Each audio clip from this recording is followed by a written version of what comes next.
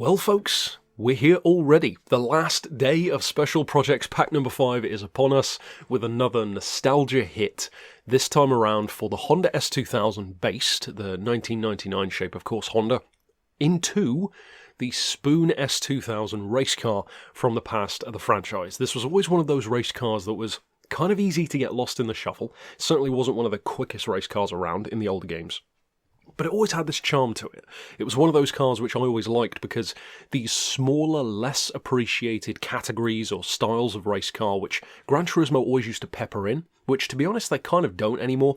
It's one of the things, as a slight tangent, that I'm not a huge fan of in modern gaming. Modern gaming! Where cars seem to only be included if they're the current best thing. You know, like the latest and greatest kind of obvious choices, and the obscure stuff is, to some degree, kind of getting a bit left behind. At least that's the way it appears to me. I could be wrong, but that's the way it seems. Now, as far as this tune, though, to get back on track, of course, you can grab the livery that this particular player did via the link down below. Of course, being a Spoon S2000, there are tons of people who have done them, so of course you don't have to go for the one that I did, but give them some love from me if you do. As far as the tuning, we are using Gran Turismo 6 numbers, so 1050 kilos, 316 horsepower. So like I said, it's not that crazy by race car standards, but being an S2000, of course it's going to be quick. So, as far as the parts, you want stage 1 weight. For the club sports, we've got the high lift cams. As always, I like to fit the power restrictor and ballast, because it's just handy to have anyway. Stage 2 weight reduction as well. For the semi-racing stuff, we've got the crank and the computer, the limited slip diff, stage 3 weight. You could go for the rigidity, I've opted not to, but again, that's down to you. As far as the racing stuff, we've got the polish ports, the balance tuning, filter, exhaust, manifold, pads, and of course, discs. Likewise, clutch and flywheel, suspension, transmission, and I've gone for, fairly obviously, racing hard tyres. As you can see, the point level is not too high at 632. If you do need to, for example, use this car as like a 600 point warrior without sacrificing power or weight too much, then you could feasibly put it on some maybe good sports tyres, for example, and make some adjustments there.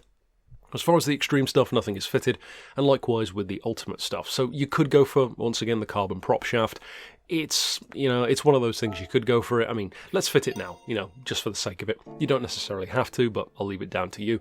Now, with the livery applied, with the parts applied, and it is quite an easy car in terms of what parts to buy. Now, of course, we get to the fun stuff, the tuning side. Now, I will say, as a word of warning to those who maybe used to play through all the Gran Turismo games and remember cars like this very fondly, this is certainly not a bad car, so don't worry, that's not a bombshell that I'm dropping on you.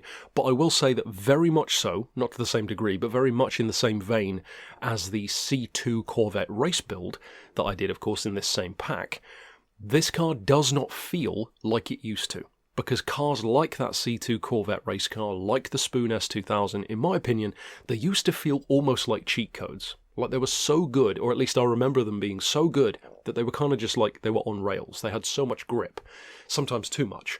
This game, and its physics and its tuning, is more realistic in terms of how cars respond. So to me, I would say you have to bear that in mind. Yes, it's very quick. Yes, it's fantastic through corners, and it's certainly extremely nimble and a very good car to use, but don't expect it to be the quote-unquote cheat code that it used to feel like. So as far as the suspension, I've got the ride height fractionally lower on the front, 92 to 93 on the rear, 5 for anti-roll, 35 for the compression on the dampers, with 44 for the rebound, 2.85 on the springs, 3 degrees of camber. As far as toe, we've gone 0.10 out on the front, 0.20 in on the rear, so nothing too crazy through there. As far as the diff though, this won't necessarily work for everyone, but something like a Honda S2000 with that front engine, rear drive, but still 50-50 split, and of course being a small sports car in a lightweight frame, it always has the potentiality to be quite twitchy, or to be a little bit unexpected through corners, kind of Porsche Boxster style.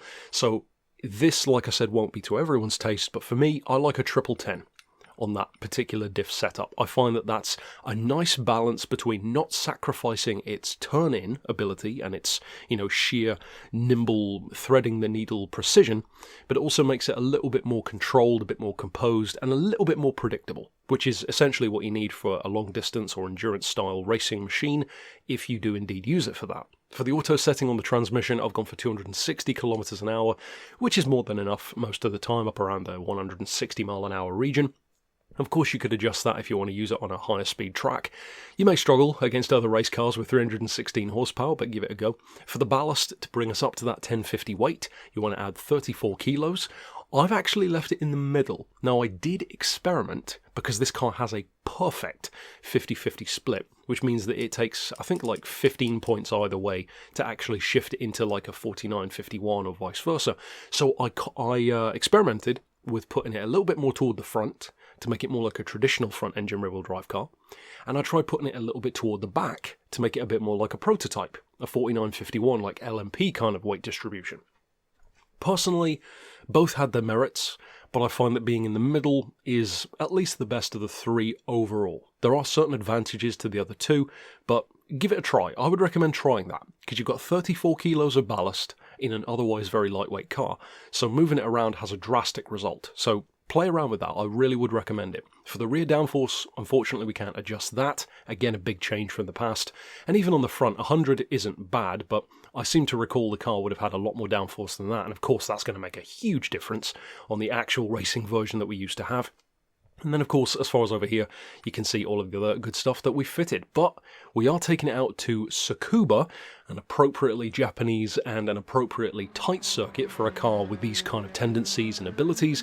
And spoiler alert, this is actually quicker around Tsukuba, which I guess with racing tyres isn't too surprising, but nevertheless, than my Mainz R34 Skyline build, which is just under a 600 horsepower and of course, four-wheel drive car. Now again, that was a sports tyre build. This is a race build with race tyres, so it's not an entirely fair comparison, and of course being on a very tight circuit, a smaller, lighter car should have the advantage. But even so, in real life, that Mainz Skyline can run a 59-second lap, and that's what I did in the game as well.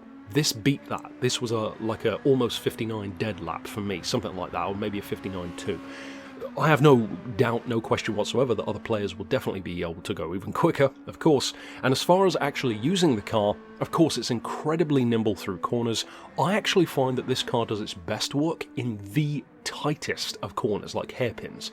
The turn-in is so good, and it's so nimble, like I said, that really is where it shines. Where you need to be careful of the car biting back is actually mid-range corners, such as that longer sweeping right-hander around midway through Tsukuba. You'll see the back end break a little bit loose as I'm driving it. That's where you need to watch out. Those more mid-range corners where the elevation of the road can maybe change a little bit on some tracks.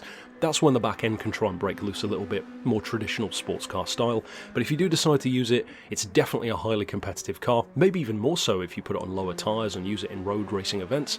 But overall, of course, I hope you enjoy the build if you do try it, and obviously check out the other builds which I did over the course of the week. And of course, the final build of Special Projects Pack number 10 is coming out later today, so be sure to stick around for that one. And naturally, check out the other ones which I did earlier on in the week, if this one interested you. But for now, as always, thanks for watching.